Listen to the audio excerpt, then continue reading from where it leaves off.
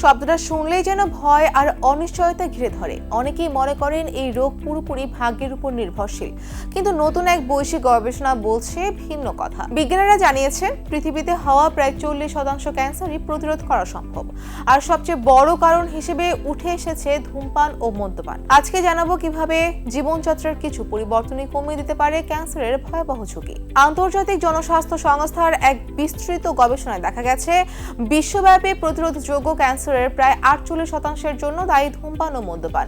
গবেষণা অনুযায়ী 2022 সালে নতুন শনাক্ত হওয়া ক্যান্সারের 15% পেছনে ছিল তামাক ব্যবহার। পুরুষদের ক্ষেত্রে এই হার আরো বেশি, প্রায় 23%। শুধু ধূমপানের কারণেই বিশ্বে প্রায় 7 লাখ নতুন ক্যান্সার রোগীর শনাক্ত হয়েছে, যা মোট নতুন রোগীর 3.2%। গবেষকরা বলছেন শ্বাসতন্ত্র, পাকস্থলী ও প্রজনন অঙ্গের ক্যান্সারের বড় একটি অংশ প্রতিরোধ করা সম্ভব।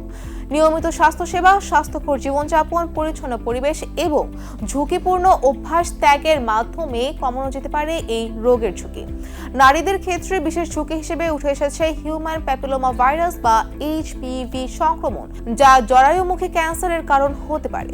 যদিও এই ভাইরাস প্রতিরোধে কার্যকর টিকা রয়েছে, অনেক দেশে এখনো টিকাদান পর্যাপ্ত নয়। বিশেষজ্ঞদের মতে এটি প্রথম বৈশ্বিক গবেষণা যেখানে স্পষ্টভাবে দেখানো হয়েছে ক্যান্সারের কতটা অংশ মানুষের নিয়ন্ত্রণযোগ্য কারণের সঙ্গে জড়িত। তাদের ভাষায় সচেতন এবং সঠিক পদক্ষেপই পারে লাখো মানুষকে ক্যান্সারের ঝুঁকি থেকে রক্ষা করতে।